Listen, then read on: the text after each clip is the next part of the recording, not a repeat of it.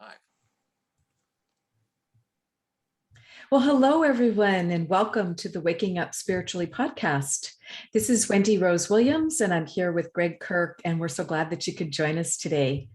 And I am a past life adventure guide. I help people release energy that no longer serves them.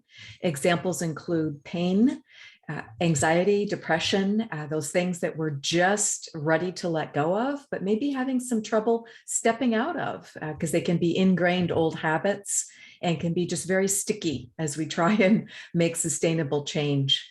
My website is wendyrosewilliams.com, and you're so welcome to take a look at it, and you can request a complimentary 15-minute phone appointment from me there to plan your session. So I'll turn it over to Gregg to introduce today's topic and himself and his wonderful services. So again, we're so happy you're here, and this program is archived at wakingupspiritually.com. Yes, thank you, Wendy. I'm Gregg Kirk. I have a website at greggkirk.com. That's spelled GREGGKIRK.com.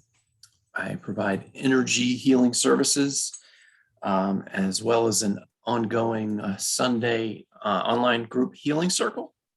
We just had earlier today. It's usually at noon Eastern time, where we are connecting with our guides for self-healing as well as help with healing of the earth, humanity, all of Earth's inhabitants. It's become kind of like an experimental Earth lab recently. So come join me there. Go to greggkirk.com and click on the events link, and if you'd like to schedule a session with me, a one-on-one individual session, you can click on the request an appointment link. So I would like to tee up today's discussion that Wendy and I agreed on this topic a couple of weeks ago. It's one of our favorite ideas, which is channeling. And we've broached the subject before, but we've never taken a deep dive into it like we're doing today. So let me get the deck going for those of you watching. Sorry. And for those of you who are listening, either to audio or podcast, we'll do our best to describe what, if there's a visual we are referring to. So what is channeling? So yeah, channeling, it's a word that we hear a lot, but I think it's important to take a pause and take a deeper dive, as Gregg said, to just look at what is channeling. And I like the definition from the science of channeling. Channeling is the process of revealing information and energy not limited by our conventional notions of space and time. So for instance, sensing beyond the 5 physical senses. So tuning more into your intuition, your gut hunches. It can include telepathy, clairvoyance, which is clear seeing, things that are beyond the veil, so to speak. It can include precognition, so the preview of coming attractions. It can also include being clairaudient and being able to hear clearly can be an important part of channeling. Psychic mediumship, I see a little bit differently, but there can be channeling. A psychic medium can be channeling. For instance, they can be channeling someone's deceased loved one and providing a message from them. So, there's a close correlation there too. And then there are distinctions too as what type of channeling. Is it a conscious channeling where you're aware and you're just agreeing and you've got this, lovely relationship going where you're bringing in that being of light, but you're still aware of the message at a certain level?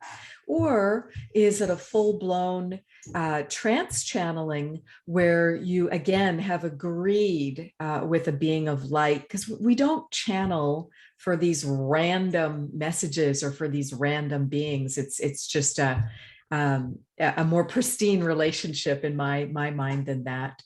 But we can be trance channeling where we temporarily, safely leave our body. So if you've ever seen someone channel where they really look like they're asleep, or they're just deeply, deeply, relaxed in the chair that they're in or the couch that they're on, etc., that may be because they are trance channeling and have temporarily left their body to fully allow that being of light to come through. And Gregg, what did you want to add about trance mediumship? Well, after hearing your description of trans channeling, it sounds very similar. Are we using the different words for the same thing? Yeah, it's a safe allowing of another being to enter your body to communicate through you as the instrument. Again, this is not random. This is not possession. I think there's been a lot of fear and bias against the topic of channeling, which is why we wanted to do a deeper dive today and talk about what it really is.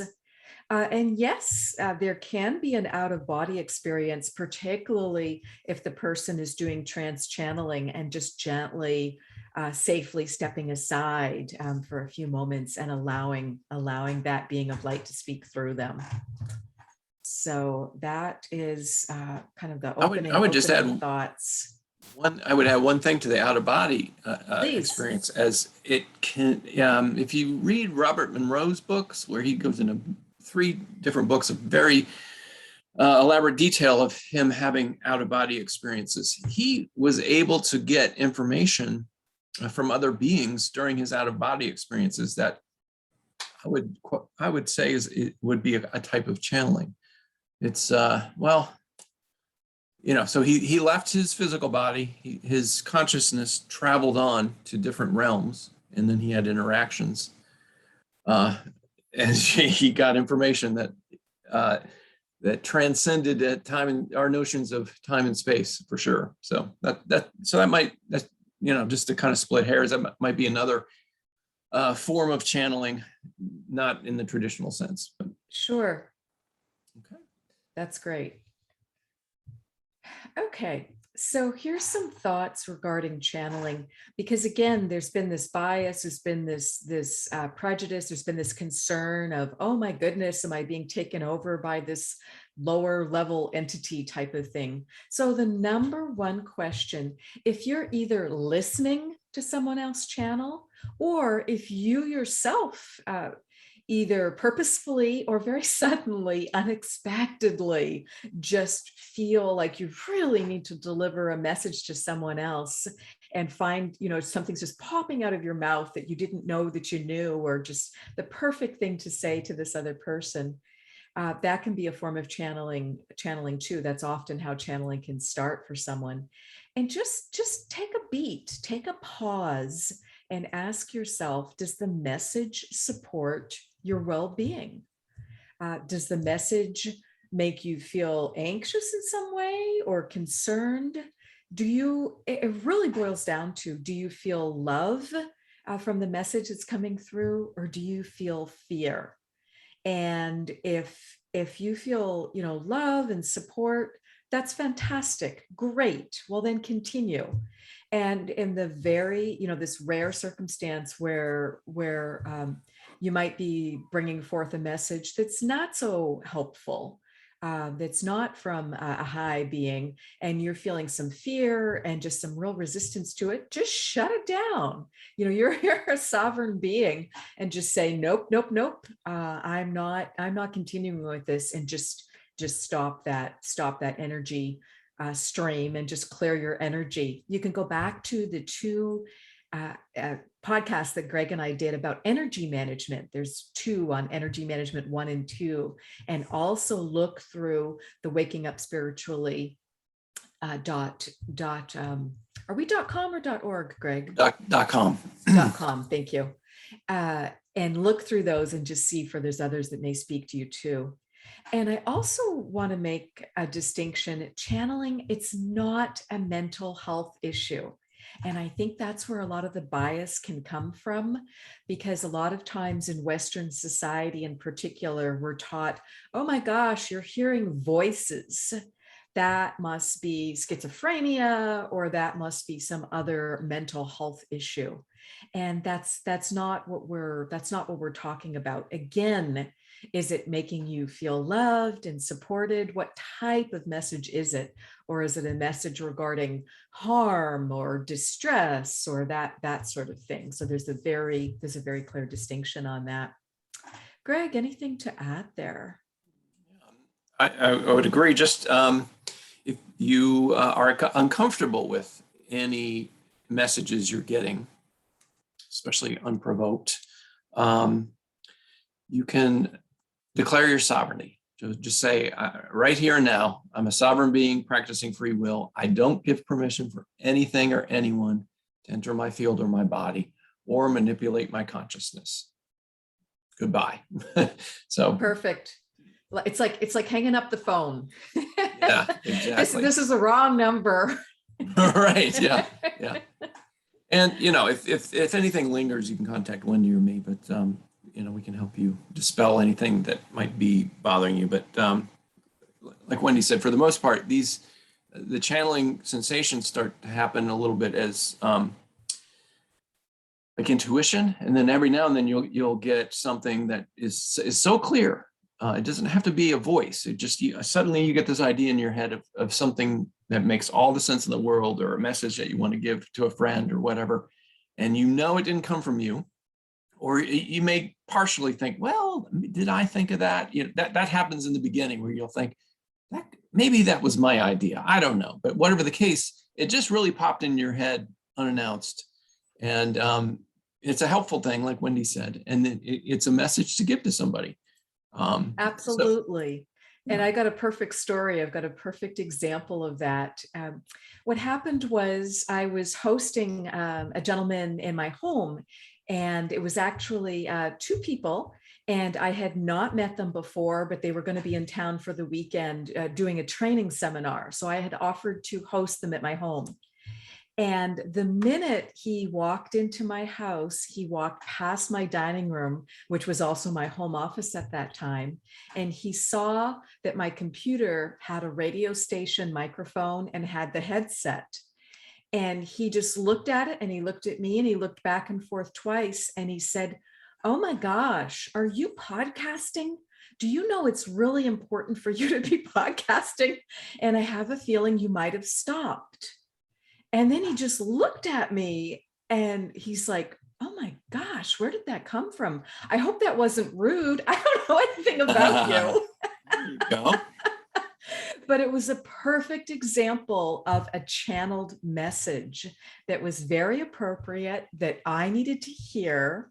And it just was spot on. So that can happen. And that's just an example of this spontaneous, quick channeling that can come up, because I know his guides are like tapping him on the shoulder, "Say something to her, say something to her." So that can definitely happen.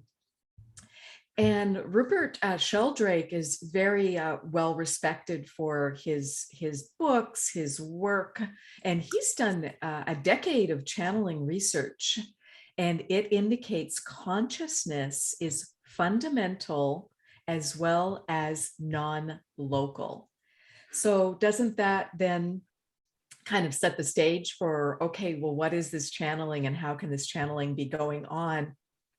It's just that concept of, again, our soul being eternal and our soul not dying. And just because a person is no longer in their physical body, it doesn't mean that they're gone. They're just not here. So I think that's just another way of expressing that in a more scientific way. And his channeling research includes 4,000 case histories. There were 2,000 questionnaires, and there were 1,500 interviews. So that was some pretty significant work. And if Rupert Sheldrake, if you're not familiar with him, just Google, look for some of his books, look for some of his interviews, because he's done some pretty fascinating work. And a great question comes up: what is the source of this channeling? Where's this information coming from? So if it's non-local, etc., and if it's coming from where is it coming from? So 56% of participants believe the channeling is their own higher self. Well, again, doesn't that make you more comfortable with it? Because if you view your higher self, as your eternal you, as your soul, as the best part of you, I think that's why that wisdom can come through, that just loving messages that honestly may not make a lot of sense to us at the time. And Gregg has given some great examples of that, of messages he's given to clients that just did not make sense to him. But you just have to say, what you're seeing, what you're hearing, et cetera, and just trust. And it's probably going to make great sense to that person. So 50% of people, so half, believe it's coming from the universal mind, whatever that definition is, the collective consciousness, etc. 47% believe it's coming from the unconscious mind or the subconscious mind. And then a smaller percent, fewer people reported that they felt that they were channeling a specific spirit, specific benevolent ET, extraterrestrial, perhaps a deity, or some other type of loving entity. So, Gregg, any comments or thoughts on that? No, nothing to add. Let's move on to the next slide. There we go. Okay, fantastic. So, who are some of the well-known channels? Well, let's go back to ancient Greece. Most of us are familiar with the Delphi oracles. And guess what? We may have even been there at some point in time. We may have actually served in that role or something similar in another country and in another time period where we were supported and well taken care of to be able to deliver those messages from the divine, and just would have spent a lot of time in meditation, a lot of time in prayer and contemplation, and working to have just very pristine, clean energy to be able to deliver those messages to the best of our ability. And then Edgar Cayce, was known as the sleeping prophet, is perhaps one of the most well-known channels, with just thousands and thousands of his sessions having been documented and kept. And check out edgarcayce.org for the Association for Research and Enlightenment. And guess what? It was founded all the way back in 1931. So there's a fair bit of information there, and it's located in Virginia. So just some fascinating information. Esther Hicks is well known for her messages from Abraham, and Lee Carroll for Cryon, which is a collective, very benevolent off-planet collective. Jane Roberts for all the Seth material that we've spoken about before. And the Law of One, the raw material. So Elkins, is it pronounced Ruckert and McCarty? Yeah. 5 volumes, 5 books of material that was channeled in the mid 1980s. Okay. Yeah. Okay, fantastic. So, these are some wonderful, wonderful places to start. If you'd like to learn more about channeling, here's some ones that we're familiar with that have just kind of stood the test of time and are well respected. All right, let's go to our next slide, and Gregg's going to take it from here. Yeah, we're gonna, Wendy and I are both gonna relate some personal experiences with channeling. And I'll just kind of tee up the situation by saying that, any kind of personal channeling or information that I've gotten from the other side, beyond the veil, whatever you want to call it, to me, it was very much like either listening to a radio that is kind of in the distance, or watching a TV show in a dreamlike state where I would see parts, or a movie even, where I would see things, or I would kind of hear things or get information. So it's not a perfect situation. Your body's relatively changing and imperfect instrument that's picking up these energy waves and information. So it's You're tuning your radio station. doing the best you can, like a shortwave radio. Yeah, that's probably the best way to describe it for anybody who's not gone through the experience. And everybody has a different experience. You know, I've got friends who can hear voices very clearly. I've got other friends who can see things amazingly. I'm kind of in between. I kind of feel things. I see some things, but I don't hear anything. I just kind of get the information. So sometimes I'll get the feeling that a being is approaching, and I'll feel it out, whether it's benevolent or malevolent. If it's benevolent, then I'll feel okay.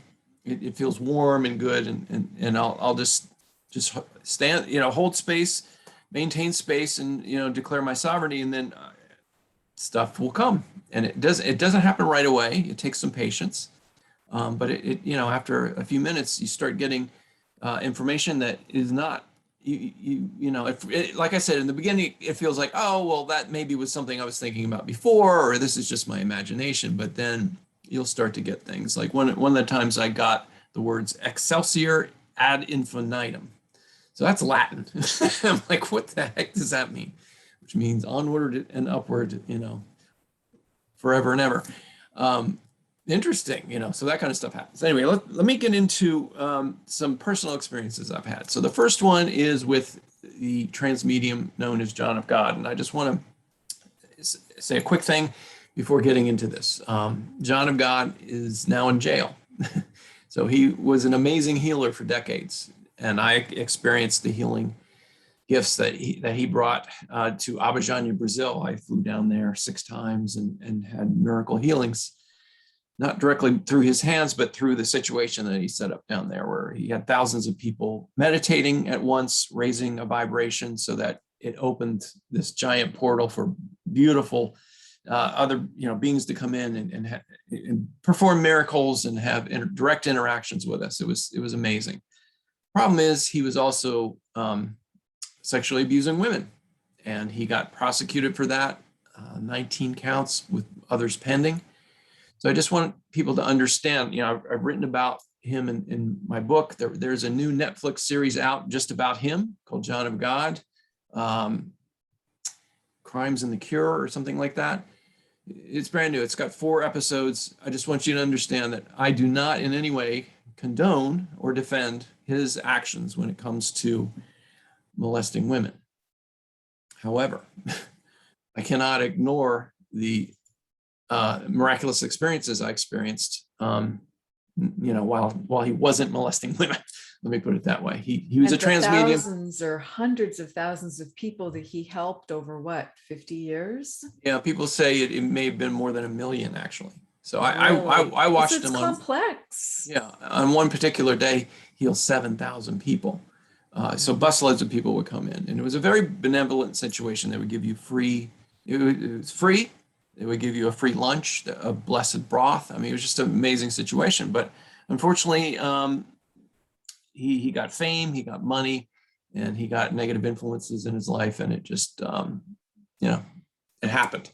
So I just want to explain that before talking about John of God. I had miraculous experiences there, but it changed my physical appearance. And during some of the times when I was there, it opened up my mediumship abilities. So in a later slide, I'm going to show you, there was a couple of times where I was in the meditation room where you could actually donate service during the John of God situation, where you could sit and hold space and meditate for 6 hours at a time to help John of God maintain the entity inside his body. And during this time, you could also receive healing and messages and so forth. And I received some images, and that I'll show in a minute. So also during this experience of meeting John of God, like I said, I have a friend who hears voices from some very famous people. I think I might have mentioned this before in another one of our episodes, but he and I had a fascinating conversation one day when we were out on the porch in Brazil, and he and I started talking, and he put his hand up and said, "I'm hearing something. You're being recommended a book. And I said, okay. And he told me the book, and he held his hand up again a few minutes later. I'm being told I need to tell you the author of the book. It's Richard Rohr. I said, okay. And then we talked some more, and then he got up and he went in the house. He wrote down something on a piece of paper and he handed it to me. He said, I'm being told I couldn't do anything until I give you this note. And it was Falling Upward by Richard Rohr. And that's, so anyway, and while all this was going on, I could feel heat. I could feel this being come down. And I thought I knew who it was. I said, was that Mary Magdalene? And he said, yes. But he got other beings as well. St. Francis, Solomon. I mean, all these amazing beings would come and just talk to him. And, I used to have some fascinating discussions where one day he and I went out to dinner when I visited him. And he said, we're going to talk now. I didn't know this was going to happen. He said, you sit over there, I'm going to sit over here, and we're just going to have this conversation.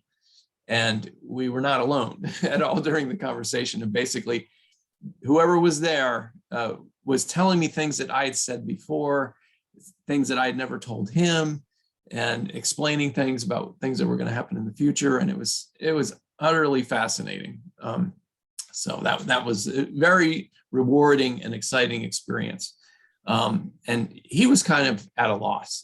He's basically says he doesn't have any control over this. He just hears these things whenever. And sometimes they're intrusive, but they're always benevolent.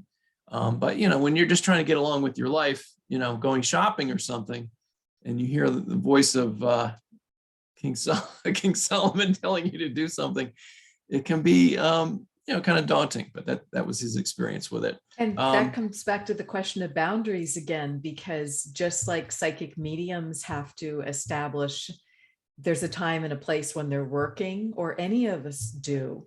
One of my friends is an intuitive artist, and she had thousands of beings on the other side lining up to be drawn by her.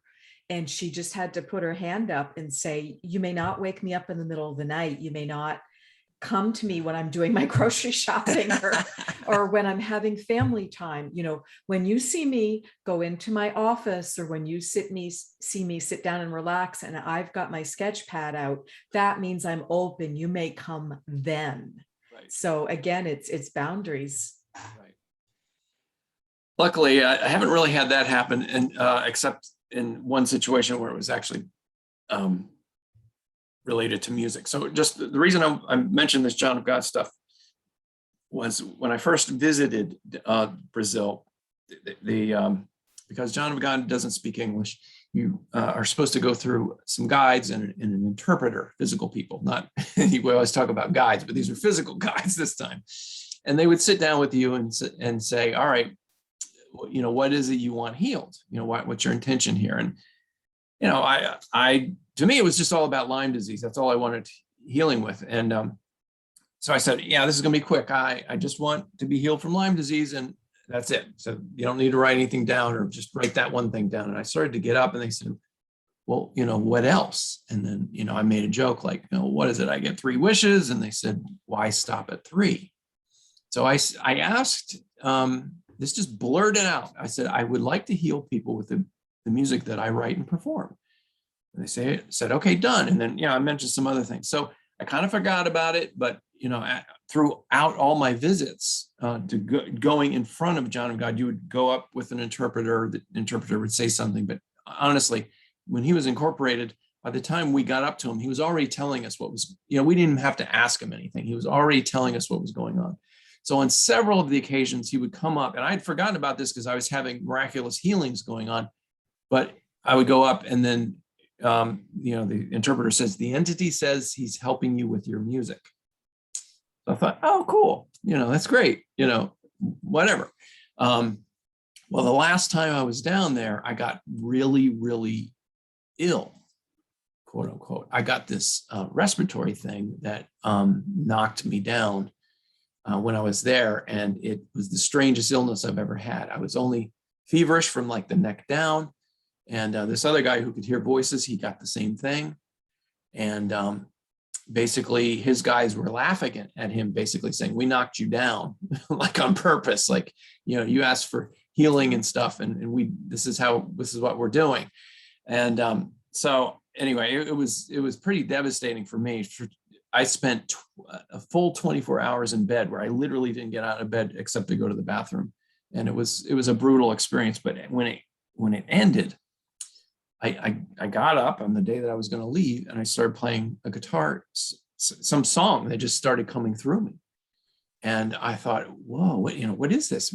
Could this be the music, that I'm being helped with? And then we went to go see John of God one last time, and it was an utterly chaotic situation where he would go up on stage and cut into people and scrape their corneas and put forceps up their nose, all these sensational things, and it created this energy in the room where it would make people pass out.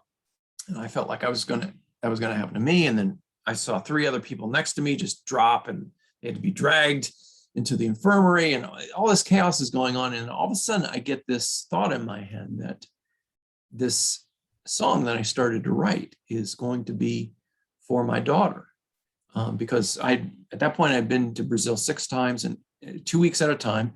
And my daughter was getting upset about it, where I was just basically leaving, my wife to be a single parent for these 2 weeks. And when I would come back, my daughter would be so upset that I had left for that long. And so the idea was I was going to be given this song to sing and for her. And that just made me burst into tears. That was so personal. I thought there's no way I'm going to be able to write this or sing it or whatever. But when I got home, I was working one day from home, and my internet went out. And I thought, that's really strange. Our internet doesn't go out like this unannounced, and there's no storms. And I thought, well, maybe I'll try to start writing this song. And I started writing the song, and I felt this entity go inside my body. It's the only time I've ever felt that, where an entity went in me and started writing the song. So I was playing a few chords, I was writing down lyrics, I was singing them, and then bursting into tears because they were so personal. And I even recorded and sang some of these lyrics, and my voice sounds different than normal. So I ended up recording a song, and it came in completely channeled. A few months later,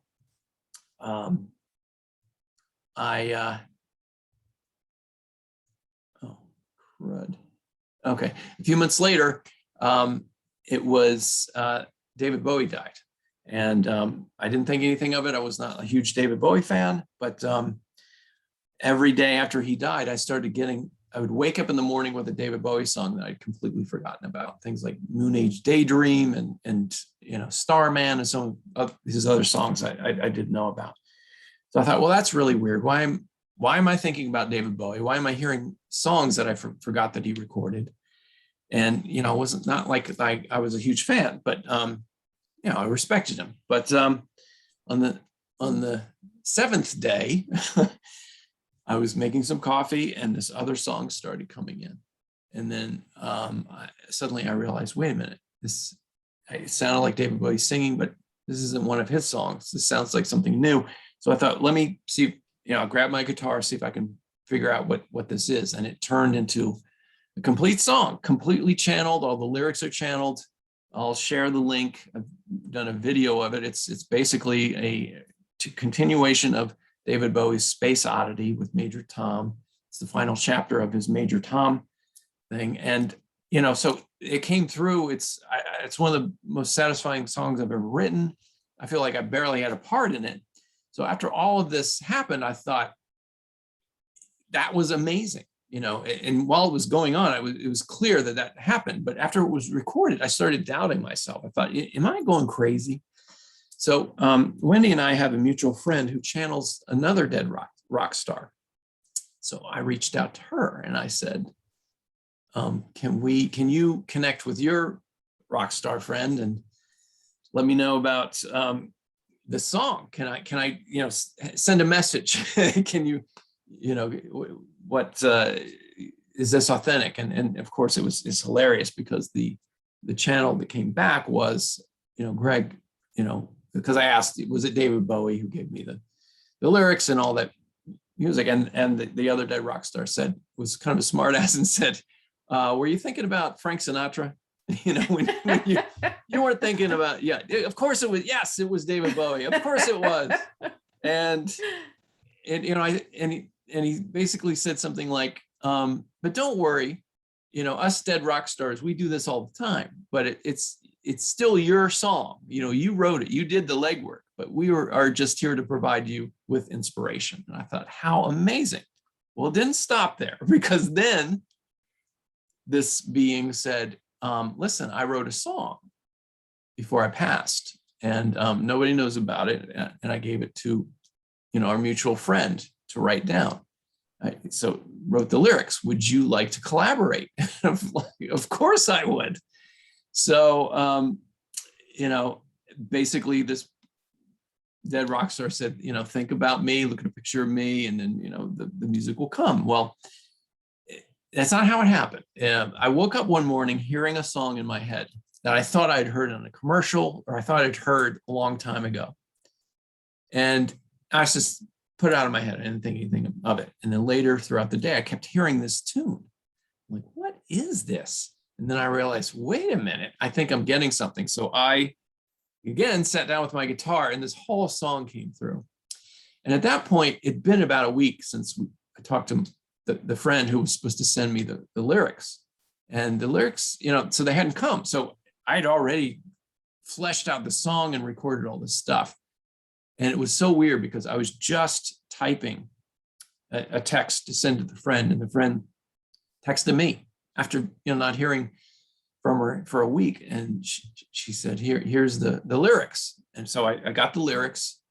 And here's the thing about this kind of stuff: when you do songwriting, if somebody writes lyrics and somebody else writes music, they hardly ever line up. Like, it's next to impossible.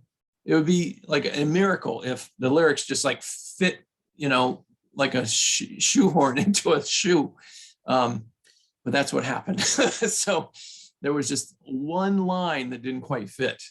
And that's amazing. It was incredible. So that song got recorded as well. And so very, very cool stuff. And there's just one last thing. That's music channeling. That's a creative pursuit that I really enjoy. And I've done it multiple times, but those are the most dramatic ones, with interactions with other people and other beings who have passed on, which is so satisfying and fascinating. The one last thing I just wanted to share is I was channeling. Greg, can meditating. I add one quick point right while we're there? Yes. And the friend that we're referring to, this is bringing up a great point, because not all channeling is spoken. Obviously, it can be a song, so it can be sung or performed. And also, she's the type of channel where she's very clairaudient and she writes it. Right. So she's a gifted writer, but she's not, because most people think channeling is just speaking. So right. it can be a channeled writing or a song. So I just wanted to add that. Yeah, good. That's a good distinction. And it's funny, because the way this he calls himself a dead rock star. The way he described it, he said, Gregg, not everybody can hear music in the air like you can. I thought that was a cool way of putting it. Hearing music in the air. That's the way it seems. So I just wanted to one last quick story. So I was meditating years ago, and I kind of went for it in the meditation, where I just reached out to the universal mind and said, show me the way things are. Show me the face of God. Help me understand what God is. And the image that came back to me was instant and surprising. It was basically a sun that I got, was like the mind of the creator, with these tendrils that went down into the earth. And that we were, as human beings, we were connected to the end of those tendrils. And the idea was that we're connected to the creator, but the creator is also connected to us. So information is coming up through those tendrils to the creator. So the creator's experiencing our experiences, but sometimes information goes down from the creator down into us. And I just thought, wow, how that's amazing. And what made it even more amazing was, a few weeks later, I was watching the show Ancient Aliens, and they were talking about a pharaoh named Akhenaten, who was actually King Tut's father, King Tutankhamun's father. And he was a kind of a strange guy. He had an elongated skull. He was one of the only pharaohs to not believe in pantheism, or, in other words, a single god instead of multiple gods. And that god was Aten. And when they showed what Aten looked like, you can see it here on the slide, it was this disc, this sun disc with these tendrils going down with little hands on each of them. I almost fell out of my chair because this image that I'm showing you right now is what I use for my album cover. This is what I created of the representation of God, with this sun and these tendril arms going down. This other image here is supposed to be the earth, exactly like what King Akhenaten had represented Aten, the sun god. So That's I thought, stunning, not only the correlation, but the album cover, because they also feel like gentle little hands to me at the end of each tendril. yes. So that was one thing. And then the other thing that went with this first album that I created was this image that you see on the right. And for those who can't see, it's an image of, it looks like a lotus flower with some strange petals, flower petals below, arc-like. So I was shown this image during a John of God meditation, and I saw it on the back of my CD that I was going to release. So literally the guys are like showing me what's going to happen, which I don't get that very often, but it was such a strong visual. So during this, this was actually in Omega at the Mega Center at Rhinebeck, New York, and I was with my wife at the time, and we came back that afternoon. We were sitting around, and I'd forgotten about it, and all of a sudden I said, "Oh, yeah, I saw this image," and I said, "Can I see it? Pen and paper. I'll try to draw it. I'll see what it is." So just before I go much further, the name of the music project or the band that I've started is called the Zen Engines. The idea is it's kind of a interesting juxtaposition of Zen, something natural, with engines, which is something that's man-made. So that's the idea. It's the correlation of spirituality and man. So, so I draw this. I'm like, okay, lotus flower. What does that represent? Buddhism, Zen. And I'm like, what's this other thing? This arc with these teeth on it that looks like a gear. That's part of an engine. There it is. It was a visual pun for Zen engine. So ever since then, I've used that symbol that came to me out of nowhere. It came to me from a being that was a female being that was wearing these diaphanous robes of purple and green. She just appeared and was like, here you go, here's a gift. So, wow. It doesn't happen every day, but when it does, got to give thanks to that stuff. It's absolutely amazing. How magical. That's a big deal. So Wendy, let's hear about some of your experiences. Sure.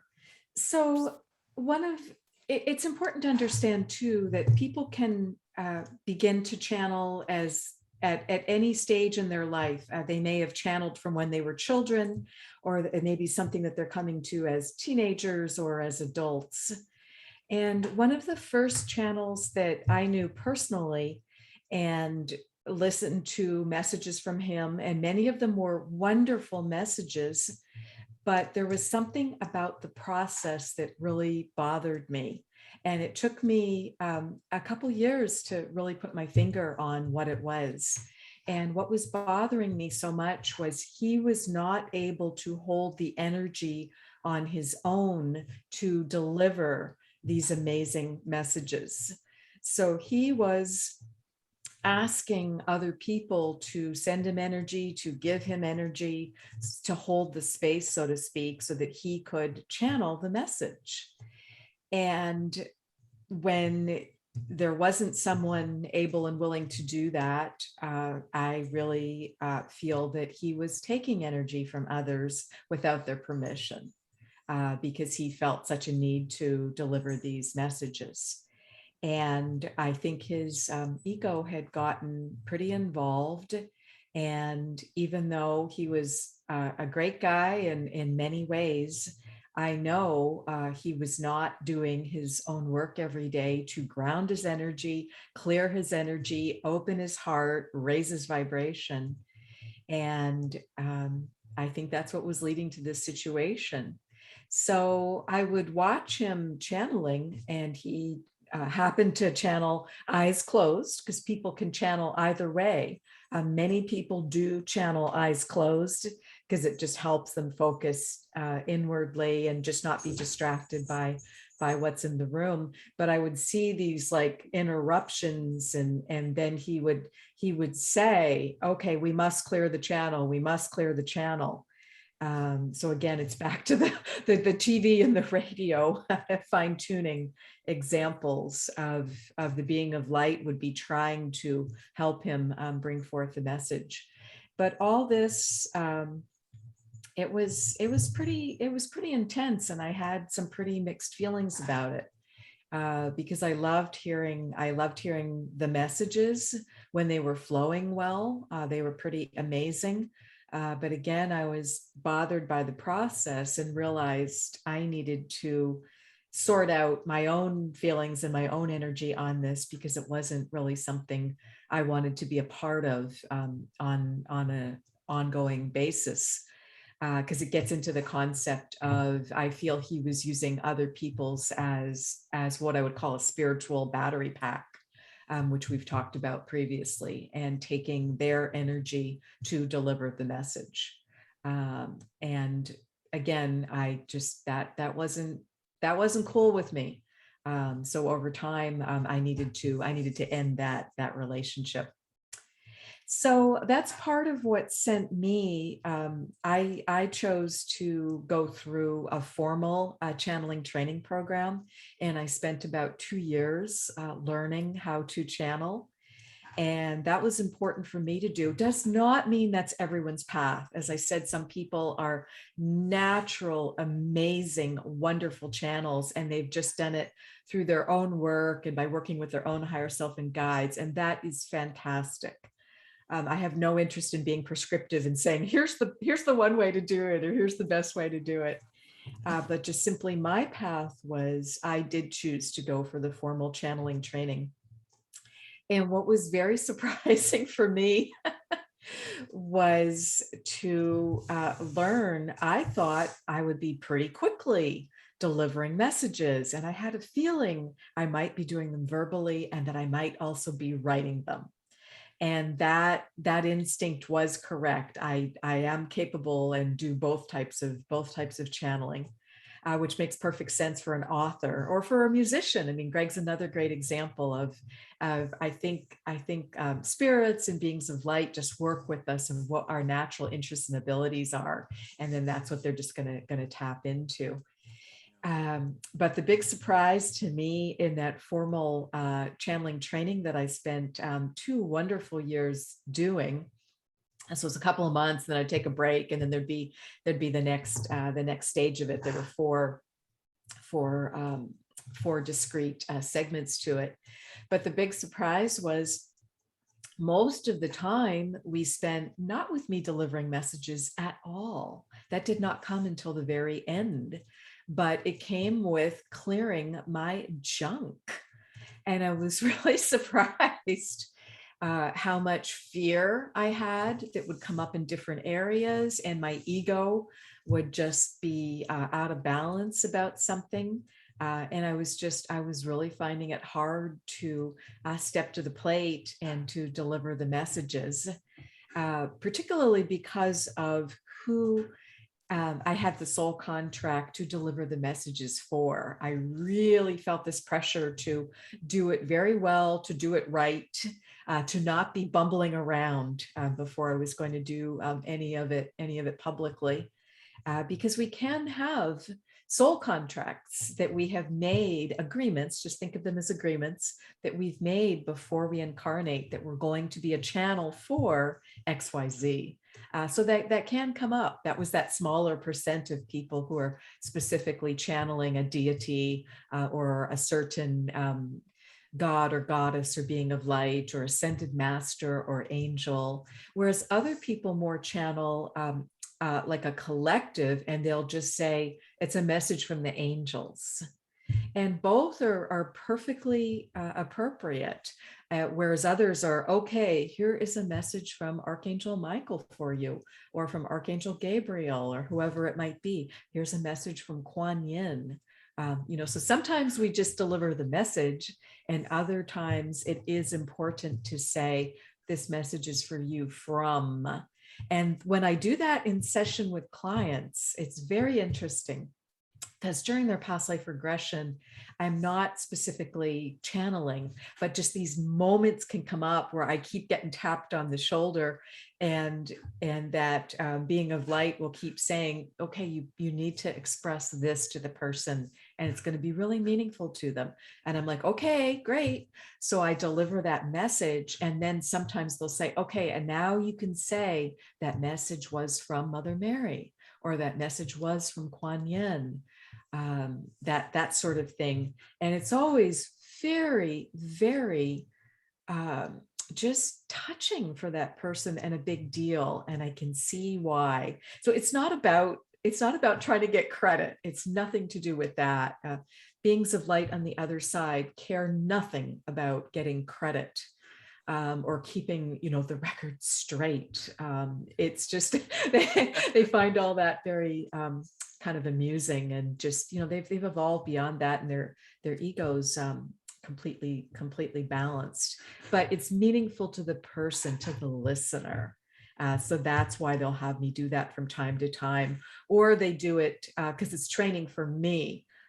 Because I don't always want to step to the plate like Gregg's friend with the famous individuals, because that's my gift too. Is I'm very clairaudient, and I do have a lot of people who were well known that will speak to me and ask me to deliver a message, or will wake me up during the night because they're playing a certain song, and I'll hear it, and it'll take me a while to figure out what's going on and who is the message for. So those are my thoughts on that topic. So Gregg, anything to add there? No, but I was just looking at our website. We've got a question. Oh, okay. And I just I'll have to go back a slide. Yeah. Okay. So Agatha is asking, Gregg, the slide where there are two people, what is the person on the left doing? So, so those of you who can't see, this is a bas relief of, on the left is King Akhenaten. He's the pharaoh.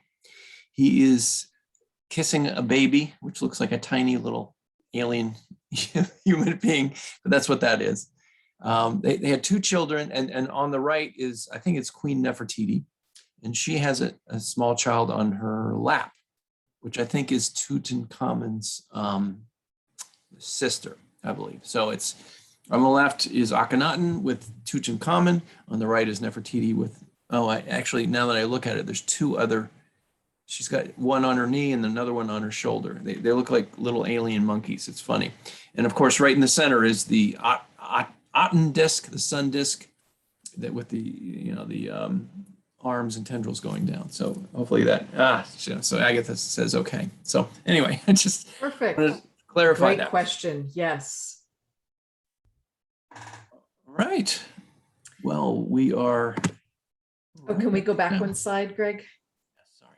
Go ahead. And then I had a very interesting experience channeling on air at KKNW, which is Seattle's talk radio station, alternative talk radio station. And I discovered to my joy, and it took a while to work out the energy, that I was able to actually delegate. Once I had done the opening for the radio show, I was able to just delegate and allow Mary Magdalene to come in. And she actually was hosting and doing the radio show, which I didn't share publicly at that time because I didn't think it was necessary, and I thought it would be distracting. So it was Soul Wisdom Radio with Wendy Rose Williams, but it was wonderful. It really threw me off at first because I wouldn't know what was going to come out of my mouth. And that's just a strange way to be hosting a program, particularly when you're in a studio where it's formal and you've got to go to breaks at certain times and you've got to remember where you are. And if you're having guests, you've got to go back. So it's very left-brained in many, many ways. So then to be like switching over and doing this channeled messages. But if you listen to those programs, you can hear, because you can hear the difference, because she is wiser than me. There's an integrity, there's a gentleness, there's just a wisdom and just this love that just radiates through. So it was wonderful. It became a wonderful experience. Although in the beginning, as I said, just it threw me off because I wasn't expecting it. And I didn't know what I'd said on air. So to be waiting for that program and to be able to hear my own recording of, okay, goodness, what went on? It took me a while to learn to trust and to just ease into it. So that was cool. another big learning. And that was part of what led to me stepping to the plate and being able to channel and to offer those as sessions, to channel Mary Magdalene, as well as Yeshua, and Mother Mary, and just other beings of light. So that's what I wanted to add to this slide. Beautiful. Well, we are complete, as Esther Hicks says. And she's another one where you can tell. I love it. I don't know if have you ever had the opportunity to see Esther Hicks in person, Wendy? I have not. Well, it's interesting because she comes out as Esther Hicks first, and then and she's I think she's from the Midwest, so she has a certain cadence. It's slower when she speaks. As soon as Abraham comes into her body, man, rapid fire speaking, cracking jokes, just wisdom beyond, Very different, very remarkable. It's obvious. Yeah, it's very cool. Well, that's great. Well, please join us on October 10th for the next Waking Up Spiritually podcast, which is at noon Pacific, 3 p.m. Eastern. And you can do that live via our Facebook group. So just search for Waking Up Spiritually, and you can then comment and be with us live, or go to the wakingupspiritually.com website and you can get the recordings of all the broadcasts. Or please go to our YouTube channel, and Gregg has included the link here. And you can, we'd be so grateful if you would rate and review us on Apple iTunes, and other your favorite apps. And we will then just be available to you that way. And Gregg's website is Gregg, Gregg, Kirk.com. And take a look at the Gratitude Curve, Gregg's wonderful book that's included on his website. You can purchase via Amazon. And for me, you can reach out to me at wendyrosewilliams.com. And that's where you can request your complimentary 15-minute phone appointment with me to plan your session. So thank you. Thank you for being here. And we look forward to seeing and working with you next time. All right. See you on October 10th. Bye now. Bye-bye.